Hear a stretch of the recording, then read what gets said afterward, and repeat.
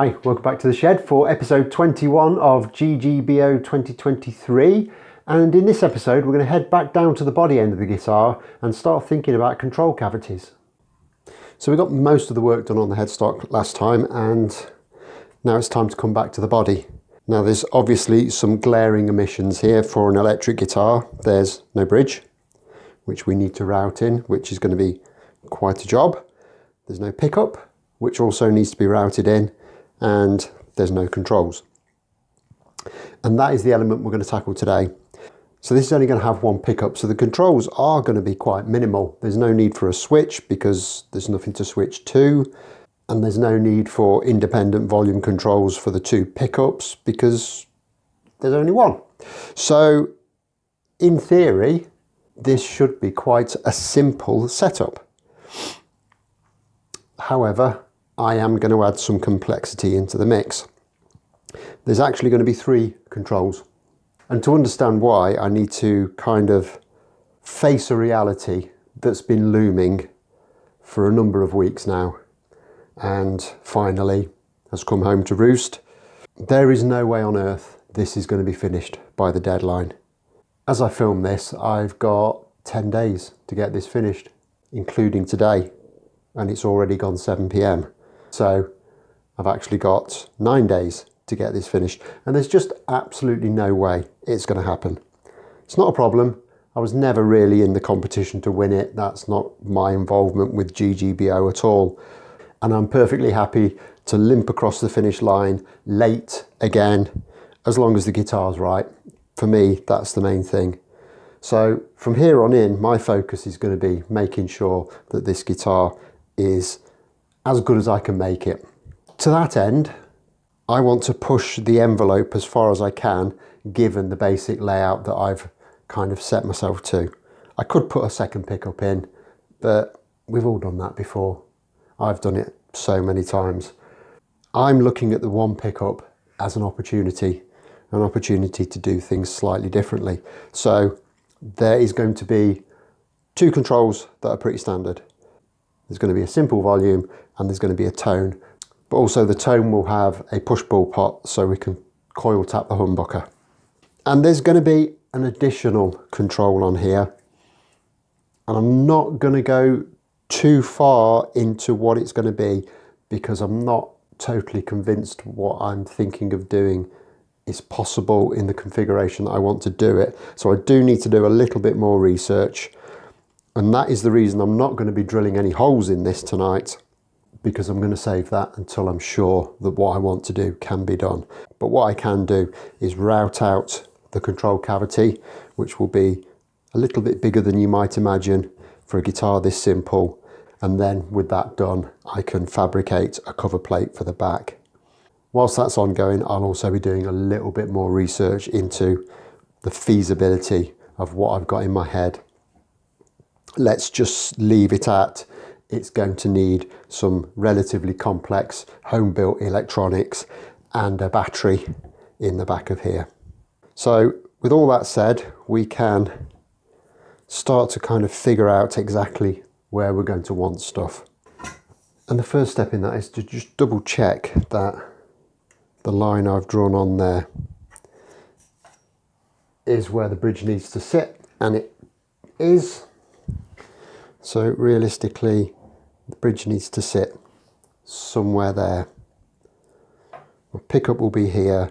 My playing position is somewhere here. For me, the natural place to put the controls is kind of where your hand would be in a strumming situation, but that would mean having them somewhere up here, and I just think that's going to look a little bit odd. So they need to be dropped back. So I'm thinking one pot there,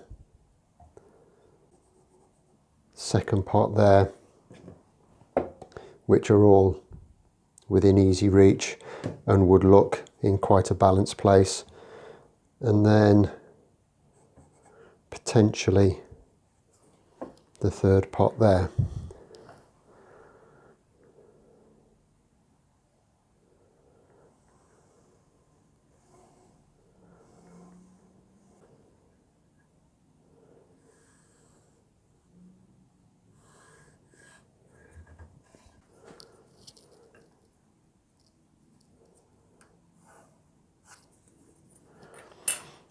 So I think what we're looking for is something around about that size on the back.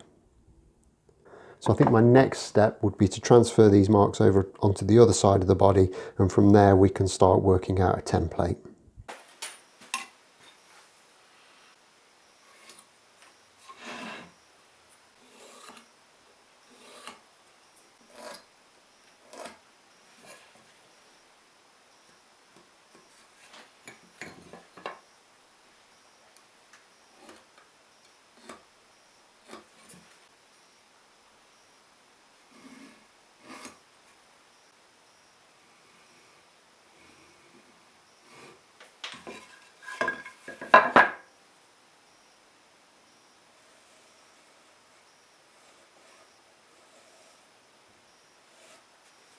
Okay, so that's the basic shape drawn out there. Now this is going to be a one-off, so I'm not really going to go overboard on making a template. Instead, I'll just fasten some straight pieces of MDF along these lines and route to those. But I don't want these sharp corners if I can help it. Instead, what I'll do is I'll just drill those out with a big Forstner bit, which will give us some nice rounded corners, and I'll just have to remember to keep away from them when I'm running the router through. So first part in that is I just need to put that in the appropriate position and pop it just to give us a centre mark.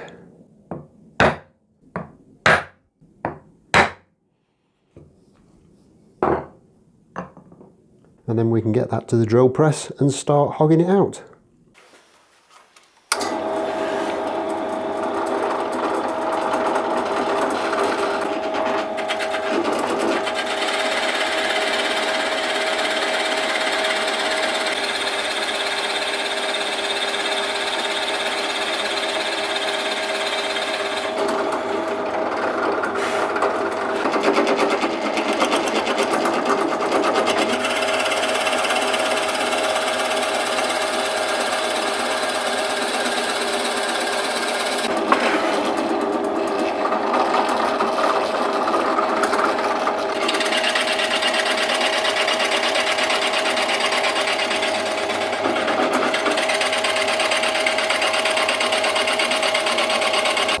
Okay, so that's all hogged out now, and I've cut some little bits of MDF, so I'll set about fastening these down with a bit of super glue and masking tape, and then we can break out the router.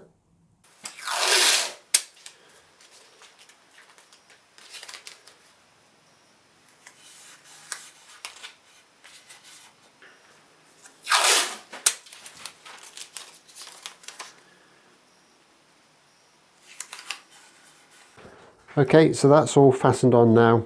These little bits, there wasn't a huge amount of space to stick them onto, so I've put some blocks underneath all of this in the corners just to support it all.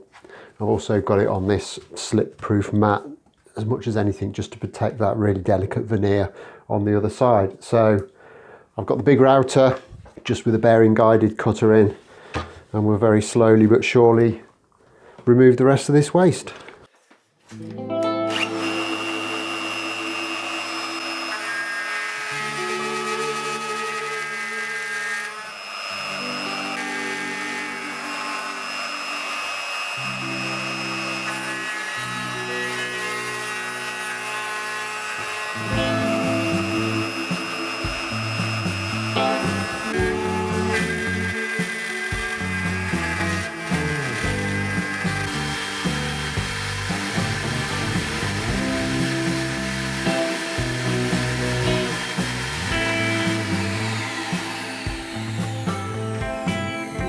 Okay, so we're most of the way down now.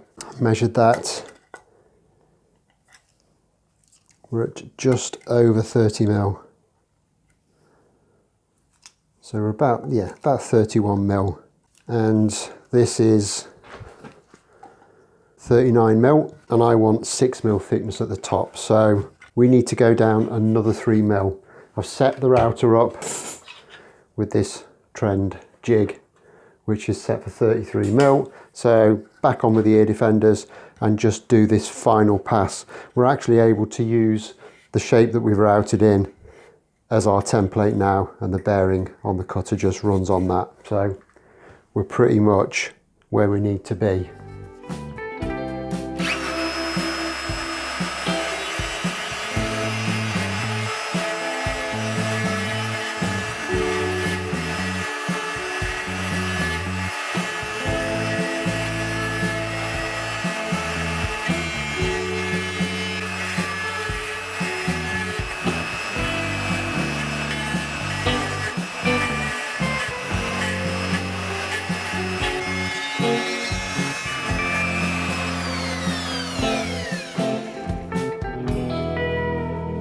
Okay, and there is that cutout finished. It's very nice and clean. I'm really happy with that. Just doing a little bit of a rub down around that edge. We have actually gone through right in that corner into the little cutout that we put for the locating tab, but that's not a real big deal. I just need to make sure that that tab doesn't protrude through once I sort it out, but I'm sure it'll all be fine. So next up is we need to cut some relief around this to allow for our control cavity cover. And for this job, I think I really do need to make a template. So I'm going to see if I can find some relatively thin MDF and we'll crack on with that.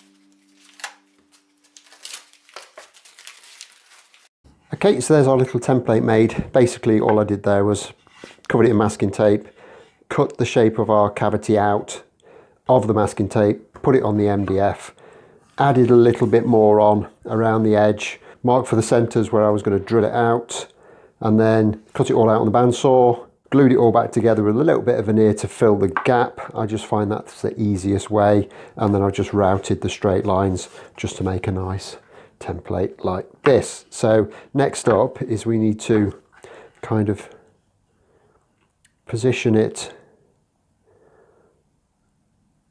where we want it on the body and just mark round, make sure that all works, make sure it's kind of central, make sure that it's not going to interfere with anything, and I think that looks quite nice actually. In fact, having looked at that, I can do better. So we'll take that off.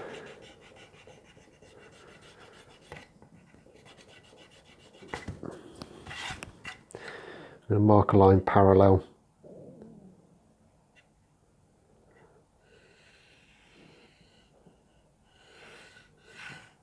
to that edge of the wing, and then I can line the template up on that and get it where we want it, and then mark round.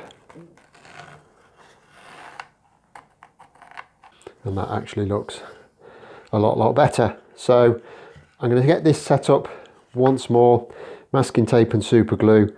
I seem to be using more blue tape on this build than wood, but there we are. That's the way the cookie crumbles sometimes. Now one thing I am going to have to watch is which cutter I use to cut this in, because we're only cutting a small amount out of here, and this is quite a thin template. But I think I've got one that will do it. I'm going to use wood for the insert as well.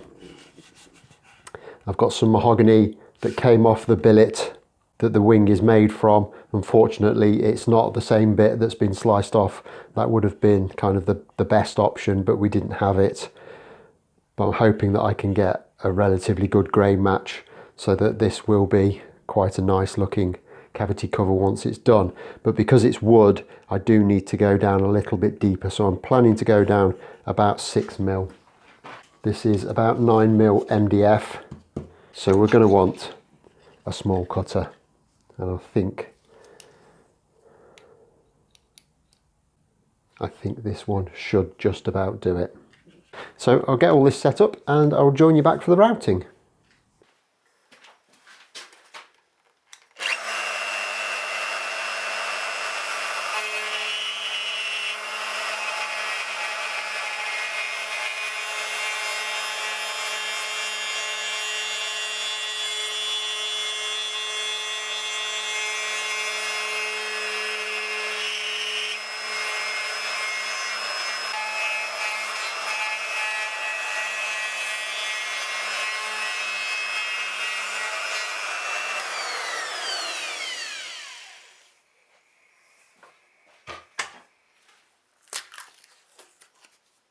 And there we have the completed cavity. I think that is looking very nice. It's all cut really cleanly.